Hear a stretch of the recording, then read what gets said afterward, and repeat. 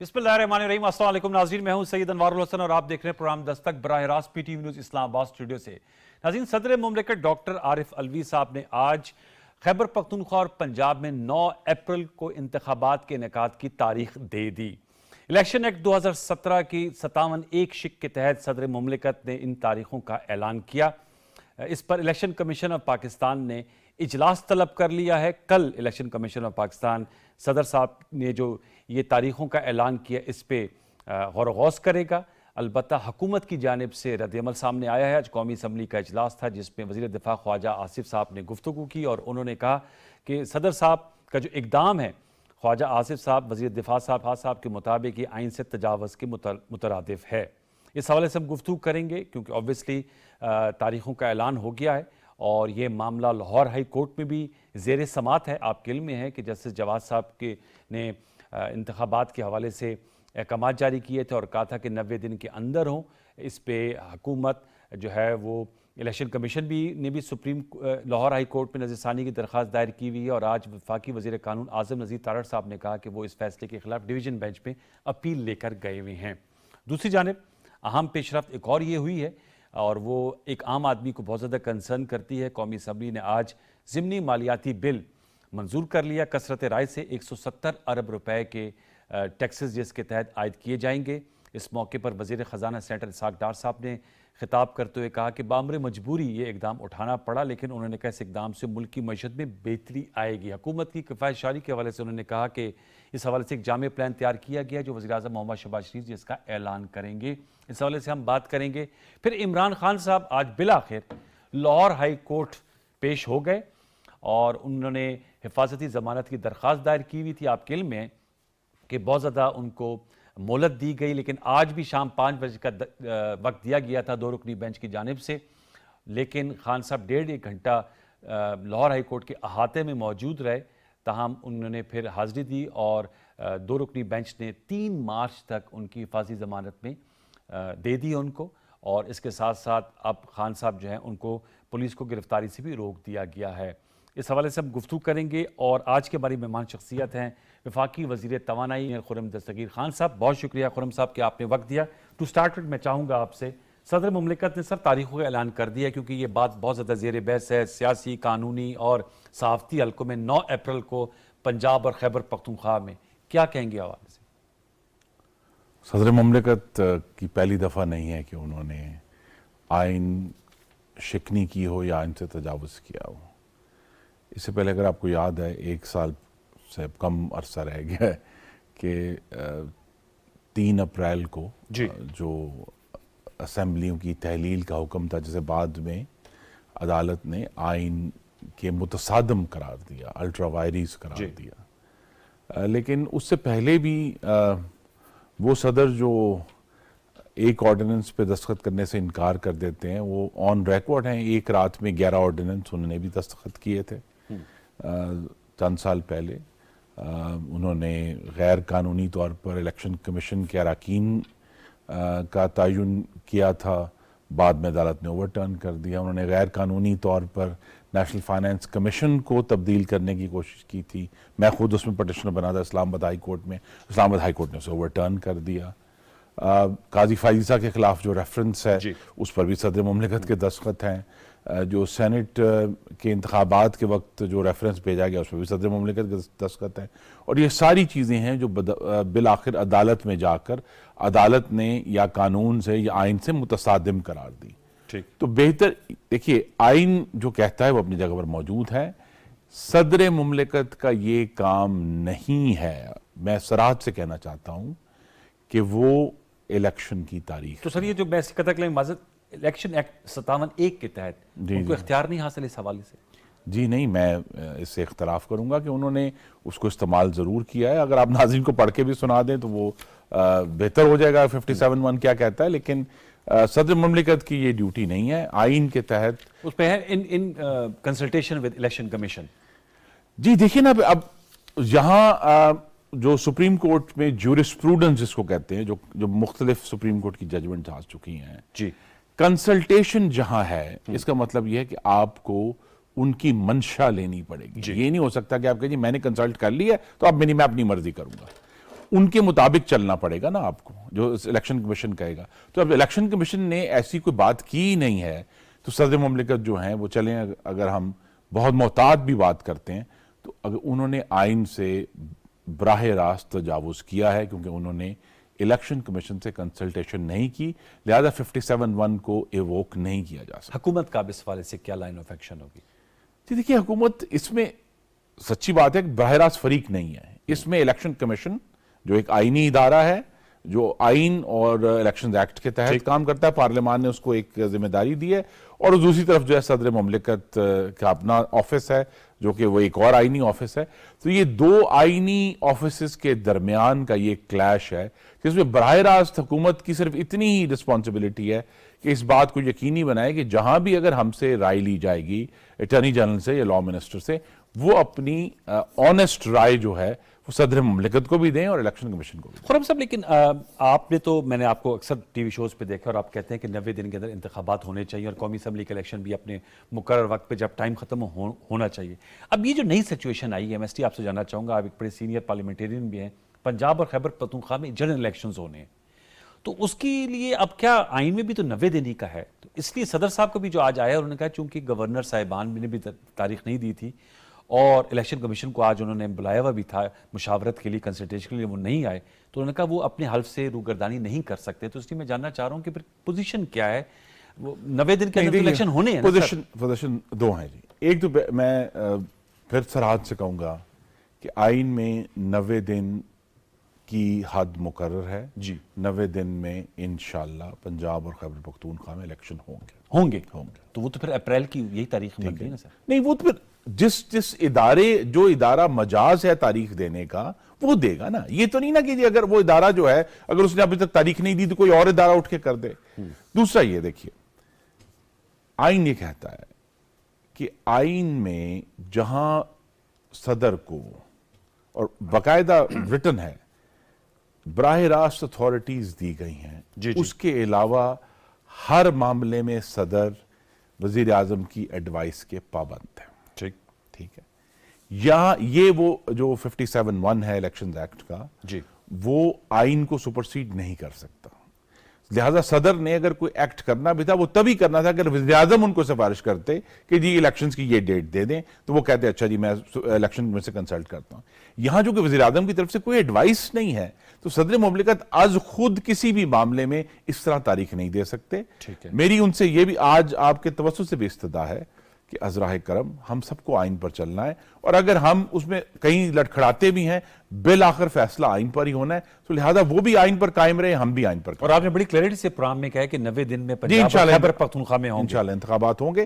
اس میں دیکھیں آئین سے میں اسی آپ سے سب بات آپ کے سامنے رکھ رہا ہوں کہ آپ ہی کے کیبنٹ کولیگ ہیں، وہ بھی سینئر پارلیمنٹرین خواجہ سعد رفیق صاحب، انہوں نے کہا ایسے ملک کے معاشی حالات ہیں کہ قومی اسمبلی اور صوبائی اسمبلی کے انتخابات ایک ساتھ ہونے چاہیے. اس لیے لوگوں کے ذہنوں میں شکوک و شبہات جنم لیتے ہیں. خواجہ صاحب کی رائے بہت محترم ہے، وہ کابینہ میں بھی اس کا اظہار کرتے رہتے ہیں، لیکن آج کے دن تک باقاعدہ طور پر کابینہ کے سامنے، کسی پارلیمنٹری پارٹی کے سامنے، پارلیمان کے سامنے کوئی ایسی تجویز زیر غور نہیں ہے جو یہ کہے کہ جی الیکشنز کو ہم آگے لے کر جا رہے ہیں. تو لہذا جب تک کوئی ایسا مسودہ ہمارے سامنے نہیں آتا، اور ابھی تک نہیں آیا، دیکھیں نا آج جو ہے 20 فروری ہو گئی، 20 فروری، تو جب تک مسودہ ایسا سامنے نہیں آیا، لہذا قیاس یہی ہونا چاہیے کہ الیکشن اپنے وقت کے تحت جو آئین کہتا ہے تب ہوں گے انشاءاللہ. اور آپ کے خیال میں ایسا آئے گا بھی نہیں مسودہ کوئی آنے نہیں؟ میرا دیکھیں، مجھے نہیں معلوم کہ کیا اس میں مزید کوئی کنسلٹیشن ہوتی ہے. PDM کے آخر ایک مخلوط حکومت ہے، اس میں بہت ساری پارٹیاں ہیں، بلوچستان کی نیشنلسٹ پارٹیاں ہیں، خیبر پختونخوا کی نیشنلسٹ پارٹی ہیں، مذہبی جماعتیں ہیں، ملک کی 2 بڑی سیاسی جماعتیں ہیں، مسلم لیگ نون، پاکستان پیپلز پارٹی. ان کے درمیان جو بھی کوئی مشاورت ہو رہی ہو، ابھی تک فارملی PDM کی جو کابینہ ہے اس کے سامنے ایسی کوئی چیز تجویز زیر غور نہیں ہے. لہذا میں پھر کہہ دیتا ہوں کہ انشاءاللہ ہمیں یہ امید ہے کہ ہم آئین پر عمل درآمد کریں گے. یہ تو بہت اچھی بات ہے، بہت اچھا آپ کا یہ بیان ہے، لیکن میں ایک سوال کر کے پھر آگے بڑھوں گا. جو 2 رکنی بینچ تھا سپریم کورٹ کا آنریبل، جو CCP لاہور کی سابق CCP لاہور کی بحالی کا کیس تھا، اس میں چیف الیکشن کمشنر صاحب نے رکاوٹوں کا ذکر کیا تھا. ان کا چاہے وہ فائنانس منسٹری ہے، ان کو بہت سے فنڈز چاہیے، اس کے علاوہ آپ سیکیورٹی چاہیے، اس کے علاوہ ROs وہ چاہیے, تو انہوں نے تو رکاوٹوں کا ذکر کیا تھا چیف الیکشن. دیکھیے رکاوٹیں آ سکتی ہیں, لیکن اگر جب آئین کہتا ہے تو ہم سب کو اس پر عمل کرنا ہے. رکاوٹیں ہیں اصل میں, اگر میں یہ بھی کھل کر آپ کے ناظرین سے شیئر کرتا, اگر کوئی اصل رکاوٹ ہے, دو ہیں. ایک تو ہمارے جو بجٹ میں اس وقت ہمیں کنسٹرینٹس ہیں جی بہت سیریس, ٹھیک ہے جی, جہاں ہم نے ہمارے ایک جو مالیاتی اکاؤنٹس ہیں, آئی ایم ایف نے ان کو انالائز کیا ہے, ان سے ایک بہت طویل ڈسکشن ہوئی ہے جو آج تک جاری ہے, آج بھی جاری ہے. تو ایسے وقت میں جب ہمیں معلوم ہے کہ ہمیں اگر ابھی انتخابات ہوتے ہیں انشاءاللہ 12 اپریل سے پہلے, اتنا ہی جو پاکستان کے عوام کا سرمایہ ہے وہ ہمیں چند مہینے بعد جو ہے ہم نے آگے جا کے قومی اسمبلی کا الیکشن ہے. وہاں یہ ہے کہ چونکہ تمام قومی اسمبلی کا الیکشن بھی ساتھ ہی ہو رہا ہوتا ہے, تو وہ جو خرچہ ہے وہ آپس میں مکس ہو جاتا ہے اور اوور لیپ ہو جاتا ہے, اور اس میں سمجھ لیں کہ آدھی 50% کم ہو جاتا ہے. یا ہمیں 2 دفعہ پورے خاص طور پہ پنجاب میں جو پاکستان کا سب سے بڑا صوبہ ہے, آدھی آبادی ہے, تو لہٰذا وہ ایک کنسٹرینٹ نمبر 1 ہے. دوسرا کنسٹرینٹ یہی ہے کہ ابھی جو دہشت گردی کی لہر آئی ہے خیبر پختونخوا میں اور کراچی میں واقعہ ہوا ہے, کراچی میں بھی واقعہ ہوا, تو یہ ایک سیریس ایشوز ہیں. لیکن اس کے باوجود ہمیں یہی سمجھنا چاہیے کہ عوام کی رائے سب سے مقدم ہے, اور اس کے اظہار کا بہترین طریقہ جو ہے وہ وقت پر انتخابات ہے. That's very well said. اب سر تھوڑا سا آگے آتے ہیں, چونکہ آپ نے معیشت کا ذکر کیا. منی بجٹ جو ہے آج وہ کثرت رائے سے پاس ہو گیا ہے. مہنگائی خود خساک ڈار صاحب کہتے ہیں کہ برداشت سے باہر ہے. تو خرم صاحب آپ اپنے حلقوں میں جاتے ہیں, آپ ریگولرلی گو ٹو گجرانوالہ, اور اب الیکشنز کا بھی آپ کہہ رہے ہیں کہ 90 ڈیز میں جو کہ آئین کہتا ہے الیکشنز ہونا ہے, تو سر یہ 170 ارب روپے کے ٹیکسز لگے ہیں, اس کا تو بڑا امپیکٹ آئے گا. تو اس کو تو آپ کو بڑا پولیٹیکل بلو بیک نہیں اس کا پہنچ سکنے کا خدشہ؟ اس جو منی بجٹ ہے, اس سے زیادہ جو اس وقت مہنگائی کی لہر ہے وہ ہمارے لیے پریشان کن ہے. اسی سے بڑھے گی بھی نا سر؟ نہیں, اس سے اتنا افیکٹ نہیں ہے. خوردنی تیل میں آپ لوگوں نے اس میں اضافہ کر دیا, پیٹرول 22 روپے مہنگا ہو گیا, تو خرم صاحب اس کا امپیکٹ آتا ہے نا؟ جی امپیکٹ آئے گا, لیکن آلریڈی آئی تھنک بہت زیادہ جو انفلیشنری ایکسپیکٹیشنز ہیں, اکانومی کی زبان میں استعمال کروں اگر آپ کی زبان, کہ وہ جو مہنگائی کی توقع ہے وہ آلریڈی بلٹ ان ہو چکی ہے اکانومی میں اب, ٹھیک ہے. اب مزید اگر اس میں اگر آئے گا تو مارجنل پش آئے گا. زیادہ یہی ہے کہ ہمیں 2-3 باتیں جو اہم ہیں سیاسی طور پر بھی, لیکن زیادہ اہم یہ ہے کہ پاکستان میں رہنے والوں کی زندگیوں کو آسان بنانے کے لیے, کہ ایک تو جو گندم ہے اور آٹے کی وافر فراہمی, جی اس کے ساتھ جڑا ہوا ہے گھی, اور اس کے ساتھ کھاد جڑی ہوئی ہے ہمارے کسان بھائیوں کے لیے, اور پیٹرول. یہ پچھلے چند مہینوں میں انوار صاحب ہمیں کابینہ کو, اور خاص طور پہ ECC جو معاشی رابطہ کمیٹی ہے, ان کو بار بار بتایا گیا کہ ان 4 چیزوں کی ملک میں کسی قسم کی کوئی شارٹیج نہیں ہے. ٹھیک, لیکن شارٹیجز ہوئی ہیں. پاکستان کے عوام نے فیل کیا ہے, پیٹرول میں فیل کیا ہے, گھی میں فیل کیا ہے, گندم میں آٹے میں فیل کیا ہے, کھاد میں فیل کیا ہے. تو لہٰذا ہمارے سامنے ایک بہت سیریس ہورڈنگ کا یا سٹے کا معاملہ درپیش ہے, جس کے لیے ہم آلریڈی وزیر اعظم جو ہیں وہ 4 جو صوبائی وزرائے اعلیٰ ہیں یا نگران وزرائے اعلیٰ ہیں, ان کے ساتھ بہت سیریس کنسلٹیشن میں ہے, کیونکہ یہ بھی ایک چیز ہے جو مہنگائی کو پش کرتی ہے, کہ جب لوگوں کو یہ محسوس ہو کہ جی یہ تو کم ہو رہی ہے یا اویلیبل نہیں ہے, تو اس کی وجہ سے پھر ڈیمانڈ میں ایک ان نیچرل اضافہ ہوتا ہے, وہ اٹ سیلف پش کرتا ہے. تو ایک تو پہلا ہمارا ٹارگٹ یہی ہے کہ ان کی یہ جو سپلائز ہیں جو کہیں لاک ہیں یا ہورڈڈ ہیں, ان کو ان لاک کر کے مارکیٹ میں لے کر آنا. اس سے ہمیں یہ امید ہے کہ یہ جو پریشر ہے وہ کم ہوگا. دوسرا یہ ہے کہ آئل جو مارکیٹ ہے اس میں اب ایک ٹھہراؤ آ رہا ہے, جی ہم یہ دیکھ رہے ہیں. تو اللہ کرے گا کہ وہ ٹھہراؤ آئے گا تو پھر غالباً اس سے زیادہ آنے والے جو 5-6 مہینے ہیں ان میں ہمیں پیٹرول کی قیمت میں اضافہ نہیں وہ تو اگلے لوگ کہتے ہیں, آپ تو مجھ سے بہت بہتر سمجھتے ہیں, کہ جو ہمارے روپے کی قدر میں کمی واقع ہوئی اس کی وجہ سے پیٹرول کی قیمت میں اضافہ کرنا پڑا. یہ جو آپ نے حالیہ بھی 22 روپے کی دیکھیے نا, یہ بھی اب روپے کی جو قدر ہے, جی, یا ڈالر اگر میں کہوں, ڈالر کا بالکل وہی حال ہوا ہے جو پاکستان میں گندم کا ہوا. آج نمبر ظاہر ریلیز ہوئے کہ پاکستان میں جو پہلے 7 مہینے کا کرنٹ اکاؤنٹ ڈیفیسٹ ہے وہ پچھلے سال جب Imran Khan P T I کی حکومت تھی اس کے مقابلے میں 70% کم ہے، پرسائسلی 67.3% کم ہے۔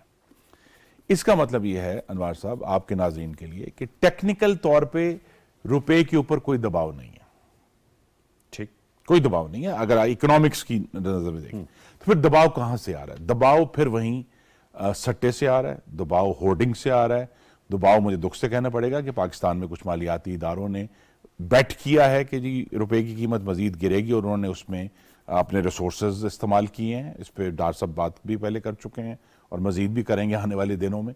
تو یہ ایشوز جو ہیں کہ ہمارے پاس ٹیکنیکلی اگر اکانومسٹ بیٹھ کے دیکھیں گے کہ جی کرنٹ اکاؤنٹ ڈیفیسٹ تو کنٹرول ہو گیا ہے، تو پھر کیوں روپے کی قیمت گر رہی ہے؟ اس کی کوئی منطقی وجہ نہیں ہے، صرف ایک مارکیٹ میں سٹے کی صورتحال ہے ڈالر میں۔ مارکیٹ کو کنٹرول نہیں کر سکتا اسٹیٹ؟ جی یہ ضرور ڈار صاحب کی ذمہ داری ہے، وہ اس کی طرف دیکھ رہے ہیں بڑی سنجیدگی سے، انہوں نے اس پر کچھ تو سر یہ جو ڈار صاحب کی پالیسی تھی، کیونکہ ہمارے پروگرام میں سینیٹرز مختلف آتے ہیں اپوزیشن کے، نعمان وزیر صاحب یا دیگر اور جو ان کے ماہرین ہیں، وہ کہتے ہیں ڈار صاحب نے جو ڈالر کے حوالے سے روپے کو ایک آرٹیفیشل رکھا کہ جی اس سے اوپر نہیں جائے گا، اس سے ہمیں بہت بڑا نقصان ہوا ہے، جس کی وجہ سے ہمیں یہ ڈالر کرنچ بھی پڑا اور آئی ایم ایف کی کڑی شرائط بھی سامنے آئی۔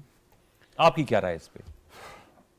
دیکھیے پاکستان میں مہنگائی کا ایک بہت بڑا جو ڈرائیور ہے وہ ڈالر کی قیمت ہے، ڈی ویلیویشن ہے، کیونکہ ہماری امپورٹس کا بہت بڑا حصہ آئل کی صورت میں باہر سے آتا ہے، ایگزیکٹلی، کوکنگ آئل کی صورت میں باہر، پام آئل کی صورت میں باہر سے آتا ہے۔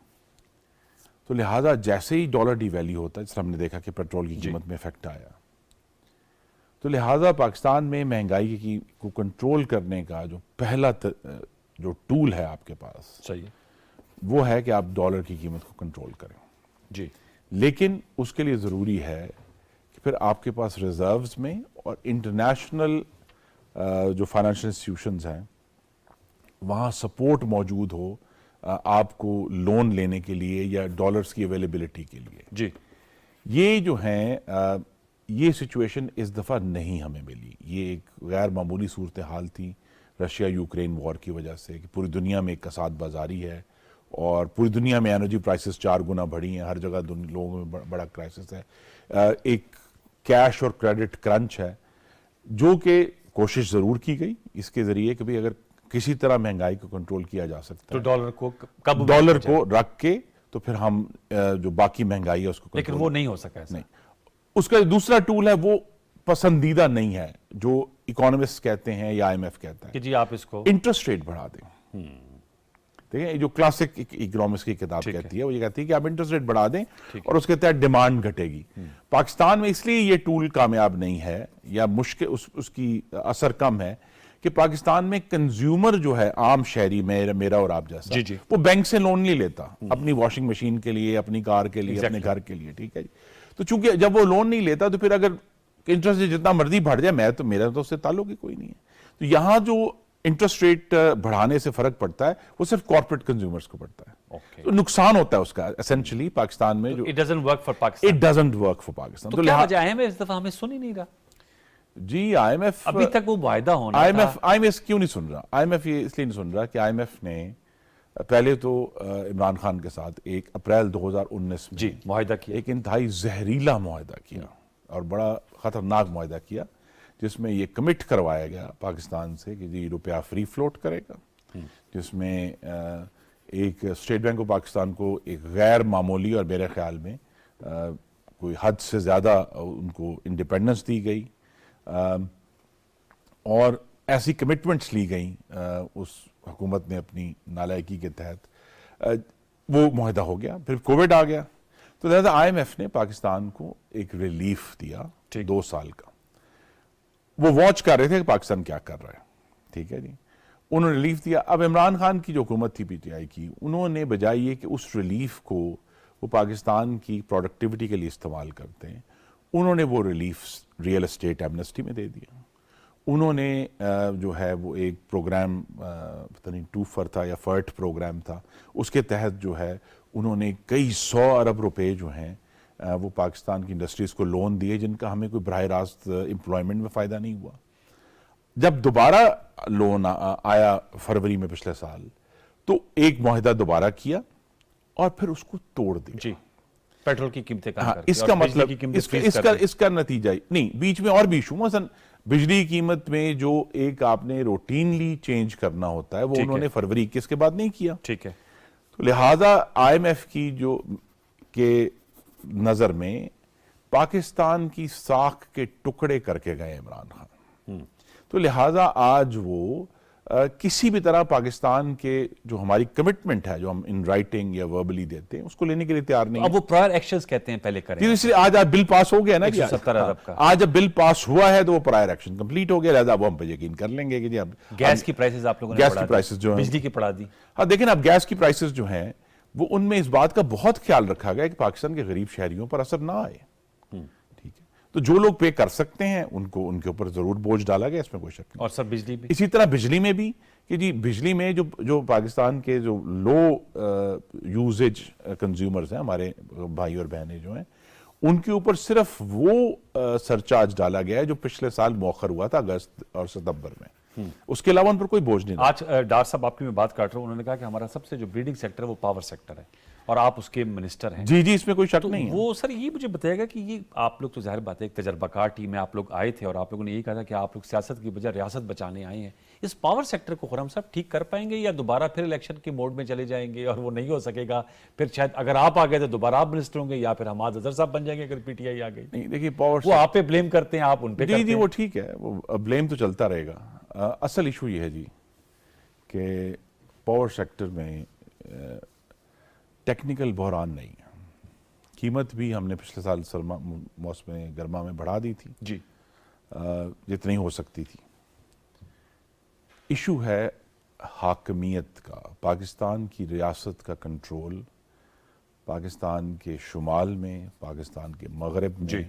और पाकिस्तान के जनूब में इंतहाई कमज़ोर है।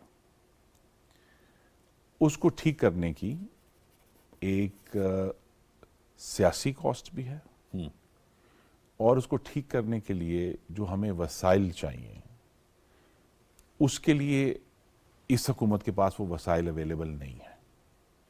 सियासी बुनियाद वजह से भी, क्योंकि एक मखलूत हुकूमत है, वो उस तरह डायरेक्ट हर एक की ज़रूरत है, हर एक को साथ लेकर चल रहे हैं। तो हमें जो है, जो इशू ये है कि अगर मुल्क के ऐसे इलाके हैं जहाँ हम आज भी बिजली देते हैं लेकिन वहाँ से कोई बिल हमें वसूल नहीं। इसका मतलब एज वी स्पीक बसद इतराम कि आपके दौरे हुकूमत भी अब फिक्स नहीं हो सकेगी प्रॉब्लम, क्योंकि आपके मखलूत हुकूमत है। देखिए इसमें हम ओनरशिप नहीं है। नहीं, हम जो फिक्स कर रहे हैं, हमारी ओनरशिप इतनी है। फिक्स ये है कि इसके अलावा जब हमने एनालाइज किया है तो सबसे ज्यादा जो हमें आप चोरी कह लें जी। या कम बाजियाबी थी वो कुछ इंडस्ट्रियल सेक्टर में थी पूरे मुल्क में। उसका हल ये ढूंढा गया कि पाकिस्तान के जो तमाम बड़े इंडस्ट्रियल कंज्यूमर्स हैं उनको हम इंशाल्लाह 30 जून तक एडवांस्ड मीटर्स पर शिफ्ट कर देंगे, जो कि ऑनलाइन है। ओके, ठीक है जी। जो कंज्यूमर है उसके पास भी आपके, जिस तरह आपने फोन पकड़ा हुआ है हाथ में, उसके पास उसका बिल आना शुरू हो जाएगा रोजाना, हर घंटे और बाद, वो चौंक जाएगा हर घंटे बाद। ठीक है? लेटर में चौंक नहीं, जाएगा। नहीं, देखिए हमने जब इसका तज्जिया किया और हमने ये तज्जिया जो है वफाकी मोत्सब के दफ्तर से भी लिया कि वहां कंप्लेंट सबसे ज्यादा क्या है, और वहां 92% कंप्लेंट जो थी वो गलत बिलों के बारे में थी। जी, किसी ने ये कंप्लेंट नहीं किया कि जी मेरा बिल बहुत ज्यादा है, उसने कहा जी मुझे गलत बिल भेजा गया। ये जो एडवांस मीटरिंग इंफ्रास्ट्रक्चर है, इसके जरिए ये शिकायत तो खत्म हो जाएगी। ठीक है।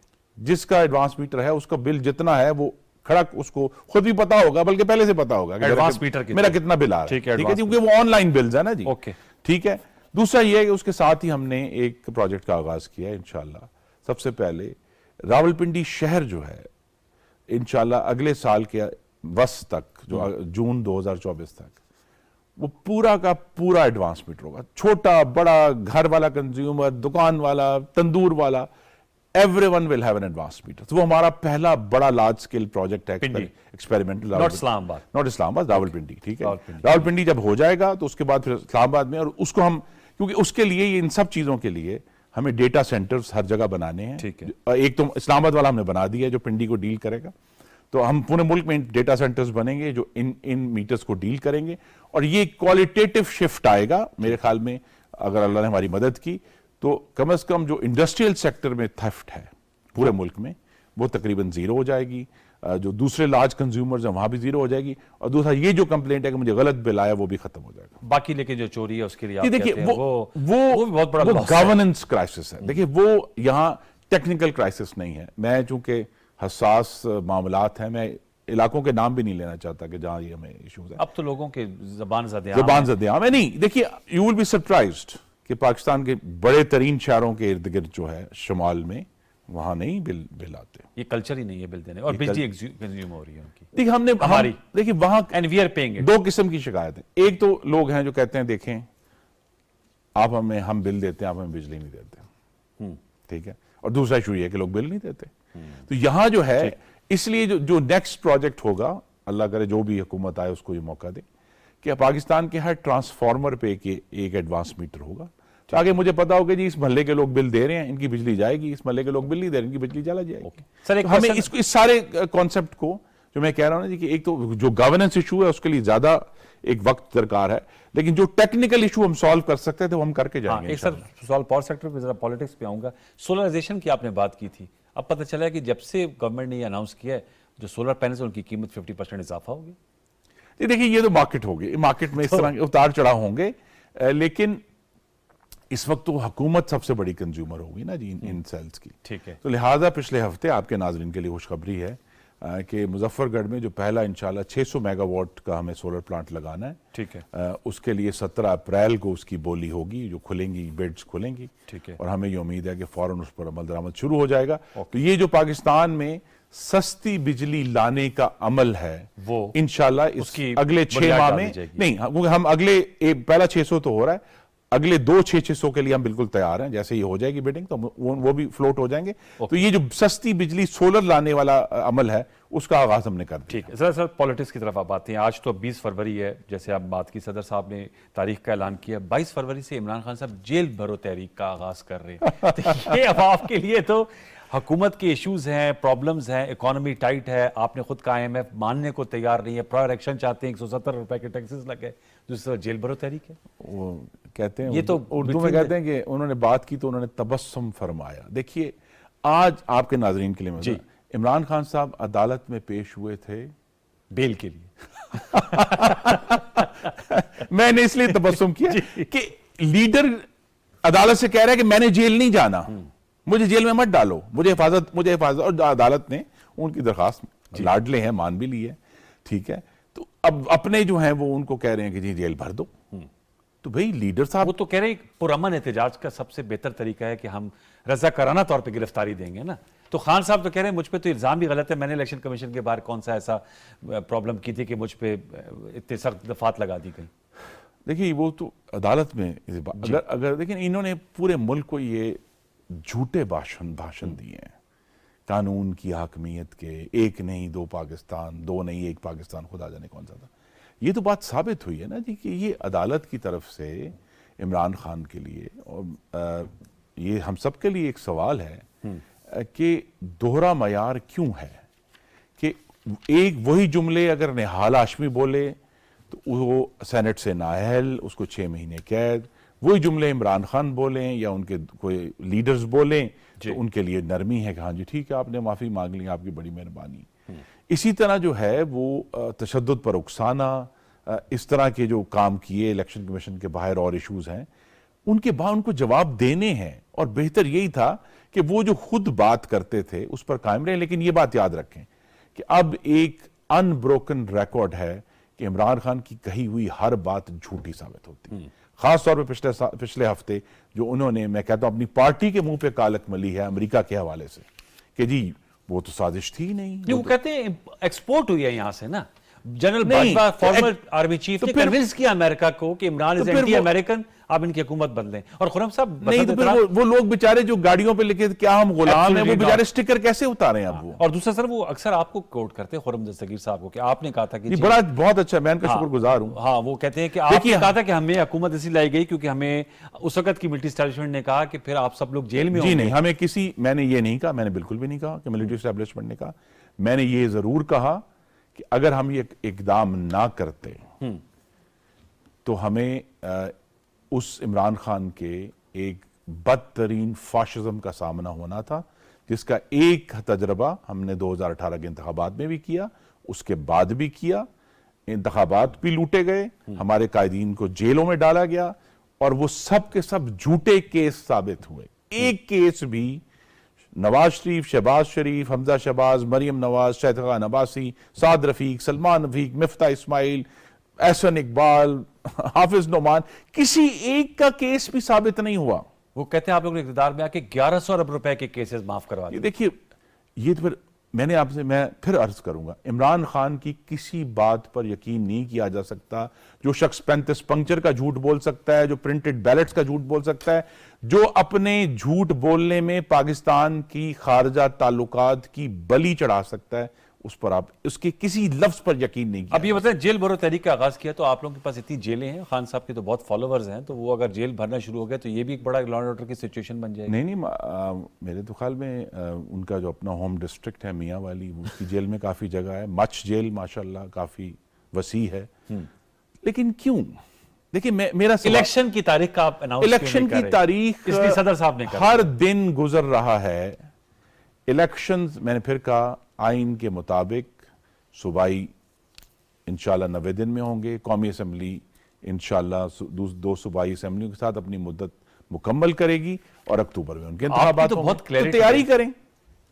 उनकी तो तैयारी है, आपकी तैयारी अभी हो रही है। मरियम नवाज साहब आई, उनकी नहीं तो तो- तैयारी है, वो तो कह रहे हैं हम बैठे नहीं, हुए हैं। देखिए मैं सिर्फ ये कहता हूं कि ये खुद तोड़ी हमने अपनी असम्बलियां, ये जो हेजान है, देखिए खुद तोड़ी है ना, खुद तोड़ी है। खुद तोड़ी है ना उन्होंने। अपने आप को और मुल्क को हेजान में मुब्तला किया है।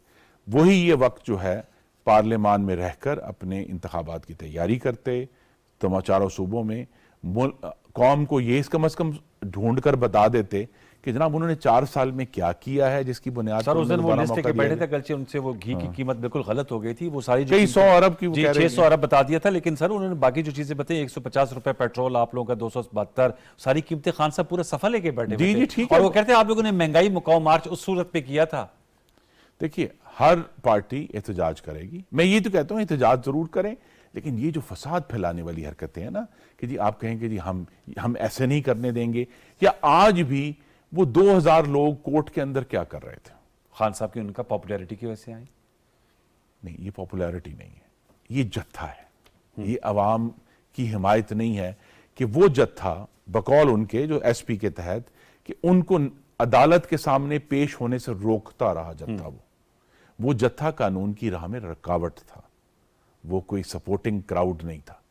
तो तरीका तो यही है कि वो अपने फॉलोअर्स को भी और खुद भी वो इलेक्शन की तैयारी करें, उसके लिए काम करें, उसके लिए जलसे करें। उन्होंने पहले भी जलसे किए हैं। देखिए, उन्होंने पूरी एक कोशिश की अप्रैल से नवंबर तक कि किसी भी तरह सड़क के जरिए चैन से नहीं बैठने दिया खुर्रम साहब उन्होंने आपकी हुकूमत को। जब से नहीं, उनकी वो हुकूमत खुद नहीं है। बैठे चैन से, हम तो चैन से बैठे हुए थे, हम तो अपना काम कर रहे थे। उनका तमाम जो उनकी स्ट्रैटेजीज हैं, उनकी ये स्ट्रैटेजी कि जी मैं सड़क पर आऊंगा 6 महीने तो इंतखाबात हो जाएंगे, नाकाम। मैं असेंबलियां तोड़ूंगा तो इंतखाबात हो जाएंगे, नाकाम। और ये जेल भरो भी करके देख लें, नाकाम। अच्छा, आपको नाकाम इंतखाबात अपने वक्त पर होंगे। अच्छा, दूसरा मुझे बताया, मरियम नवाज साहब आएंगे इंतखाबात के लिए, पीएमएलएन कितनी तैयार है? बहुत से सियासी मुबस्सिरीन की राय में पीएमएलएन ने हुकूमत लेके, स्पेशली वो वजारतें जैसे जिसके आप वजीर हैं, सागदार साहब वजीर हैं, वो सारी जो वजारतें हैं वो ज़ाहिर बात उनका अवाम से बराह रास्त ताल्लुक है। पॉलिटिकली स्पीकिंग खुर्रम साहब, आप बड़े अरसे से पॉलिटिक्स में हैं और हल्के की सियासत करते हैं, अगर सोचा जाए ठीक फैसला है ये? अब चूंकि डाइस तो खान साहब ने आपके खिलाफ लोड की हुई है कि सारी महंगाई आप कर रहे हैं, आप लोग कहते हैं ये उनके मुआहदे थे, वो कहते हैं फिर ये आप लोगों के मुआहदे हैं, टर्म्स हैं। देखिए, जब मुश्किल वक्त हो तो हमें तो यही सिखाया गया है कि जो लोग वाकई अपने वतन से मोहब्बत करते हैं वो फिर आके अपनी कुर्बानी दें। तो आप कुर्बानी देने भाग के लिए जाएं? तैयार हैं? नहीं, हम कुर्बानी आज दे रहे हैं, लेकिन इंशाल्लाह अगले इंतखाबात में पूरे वलवले के साथ, जुर्रत के साथ और हिम्मत के साथ, और खान साहब की तमाम खराबियां एक्सपोज करके इंशाल्लाह कामयाबी हासिल मरियम नवाज साहब आई हैं, उनके कन्वेंशन हो रहे हैं, शायद खाकान साहब पिंडी के कन्वेंशन में, इसलिए मैं शायद खाकान साहब का पूछा, चूंकि मीडिया में बहुत से उनके सवालात होते हैं। उन्होंने री इमेजिनिंग पाकिस्तान एक फोरम बनाया हुआ है, डॉक्टर मिफ्ता साहब भी हैं। PMLN is very much United, potent, और वो जी, इंतखाब में इलेक्शन absolutely. लड़ने के लिए तैयार हैं। एब्सोल्युटली। आपका बयानिया क्या है सर? अब पहले तो वोट को इज्जत दो, तब तो हुकूमत आपके पास है। जी, बयानिया हमेशा ही वही रहेगा, वोट को इज्जत दो। अच्छा, अब وہ یہ جو 10-11 ماہ کی کارکردگی ہے اس کو بھی تو لوگ نہیں بیس وہ بنائیں گے. لوگ کریں گے نا جی ہم سے. میں یہی تو کہتا ہوں کہ جو ہمارے مخالف ہیں وہ اپنی کارکردگی لا کے سامنے رکھ دیں کہ انہوں نے 4 سال میں پنجاب میں کتنا تعلیم کی, کتنی صحت دی. مثلا اگر صحت کی بات کر لیں تو انہوں نے تو ہماری دی ہوئی مفت دوائیوں کی جو تھی فیسلٹی وہ ودرا کر لی. وہ کہتے ہیں ہیلتھ کارڈ مفت ٹیسٹوں کر لیے. نہیں نگران حکومت نے. ہاں نگران حکومت نے ودرا کیا. وہ علیحدہ ایشوز ہے. ایشو یہی ہے کہ وہ آ کر اپنا کچا چھٹا سامنے رکھتے ہیں. ہم بھی اپنا وائٹ پیپر سامنے رکھنے کہ ہم نے یہ کیا, ہم ڈیولپمنٹ کرنے والے ہیں, ہم اس ملک کو تعمیر کرنے والے ہیں. وہ بتا دیں کہ ہم تخریب کرنے والے ہیں, ہم جیلیں بھرنے والے ہیں, ہم دروازے توڑنے والے ہیں, ہم کورٹس کے دروازے توڑنے والے ہیں, ہم ججوں کو دھمکانے والے ہیں. تو عوام فیصلہ کر دیں گے. اور میں بہت اس معاملے میں اللہ تعالیٰ کے حضور پر امید ہوں کہ یہ جو ہم نے پچھلے 10 مہینے اور اب آئندہ آنے والے مہینے میں جو ایک انتہائی مشکل چیلنج لیا ہے, ٹھیک ہے وہ صرف انوار صاحب ایک بڑی اہم بات ہے سر, نہ صرف پاکستان کو فاشزم سے بچایا ہے بلکہ انشاءاللہ وہ جس گہری کھائی میں عمران خان اس کو دھکیل رہے تھے اس سے بھی انشاءاللہ اس کو باہر نکالیں گے. باہر نکالا جائے گا. تو خان صاحب اور ان کی تمام ٹیم ہمارے شوز میں تھے, وہ تو یقین سے کہتے ہیں کہ الیکشن ہوا تو ہم 2/3 میجورٹی لے کے آ جائیں گے. تو وہ تو پھر تو دیکھیں عمران خان صاحب کا جو اعتماد ہے وہ غالباً ان کا سب سے شاید اچھی بات ہے, ان کی سب سے خراب بات ہے کہ وہ غلط ترین بات بھی اتنے اعتماد سے کرتے ہیں. کس اعتماد سے کہتے تھے جی میں الیکشن کروا لوں گا, ہوئے ہیں نہیں ہوئے نا, نہ ہی ہوں گے, وقت پر ہوں گے جو وقت ہے. وہ یہ 1000 دفعہ کہتے ہیں اتنے ہی اعتماد سے کہتے تھے 35 پنکچر لگے ہیں. کہا جی سیاسی بیان. 10 مہینے کیا آپ کے خیال میں کم اعتماد سے کہتے تھے کہ امریکہ نے یہ کیا اور امریکہ نے ہمیں غلام بنا دیا اور ہم کوئی غلام ہے؟ کتنا اعتماد تھا. یہ اسی طرح کا انگریزی میں کہتے ہیں فالس براواڈو. فالس براواڈو غلط اعتماد ہے جس کے ذریعے عوام کو وہ دھوکہ دے رہے ہیں. پاکستان کے عوام اپنا برا اور بھلا جانتے ہیں, اسی لیے 2018 میں بدترین حالات میں بھی 1,30,00,000 ووٹ انہوں نے مسلم لیگ نون کو دیے اور انشاءاللہ اس دفعہ کامیاب کروا. سر آپ سے ایک اور سوال چلتے چلتے, مبینہ آڈیو لیکس, اس پہ آپ کی کیا رائے ہے؟ یہ ایک تو اس کا ایشو یہ ہے کہ کیا یہ ٹیپنگ ہونی چاہیے نہیں چاہیے, اس پہ بھی ضرور اپنی رائے دیجیے گا. دوسرا ان کا کیا, یہ تو اب اکثر اب تو it has become a norm, ہر دوسرے تیسرے دن ایک آڈیو آ جاتی ہے. اسی کا ذکر اس فاشزم سے ہے جس کے ہم بچانا چاہ رہے ہیں. Why it is continuing that trend یہ is? کنٹینیو تب تک ہوگا جب تک پاکستان کے عوام اپنی نئی رائے وفاقی حکومت کی صورت میں نہیں دے دیتے اور وہ وفاقی حکومت کمیٹڈ ہو کہ ہم ان چیزوں کو پاکستان کے اندر ہونے سے روکیں گے. یہ ساری ٹیپنگ پاکستان کے دشمنوں کے لیے ہے. Yes. ٹھیک ہے, دس از کاؤنٹر ایسپیوناج جو ہم نے کرنا. ہماری ذمہ داری ہے حکومتوں کی جو یہ کام کرنے کی. لیکن پاکستان میں ایک تاریخ ہے, پاکستان میں ایک 4 دہائیوں کی تاریخ ہے جو ہے غیر منتخب حکومتوں کی اور آمریتوں کی. تو اگر ہم آج یہ کہیں یہ دھوکہ ہے اپنے آپ سے کہ ہم کہیں جی ہمارا وہ جو آمریتوں والی جو میراث ہے وہ ختم ہو گئی ہے یا مٹی میں ملی, نہیں وہ نہیں ختم ہو سکتی جب تک ہم سب مل کر جو سیاسی جماعتیں ہیں including P T I. P T I کا تو اللہ ہی جانتا ہے, وہ چونکہ پولیٹیکل پارٹی ہے نا سر. نہیں, وہ ایک فاشسٹ گروپ ہے. دیکھیں جو پالیٹکس کے یا جمہوریت کے جو رواج کے اوپر یقین نہیں رکھتا, جمہوریت کا جو فاؤنڈیشنل اس کی بنیاد ہے وہ باہمی احترام کی ہے. اور باہمی احترام اس بات پر نہیں ہے کہ مجھے انوار صاحب اچھے لگتے ہیں تو میں احترام کرتا ہوں.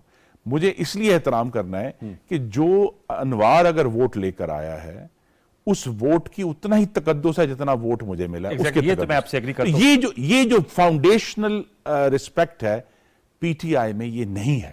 اور اسی لیے وہ ایک زیادہ فاشسٹ ٹولہ یا جتھا تو کہہ سکتے ہیں, سیاسی جماعت نہیں کہہ سکتے. لیکن اس نقطے پہ آئیے کہ جو آپ نے کہا تمام سیاسی جماعتیں اس بات پر اتفاق کر لیں.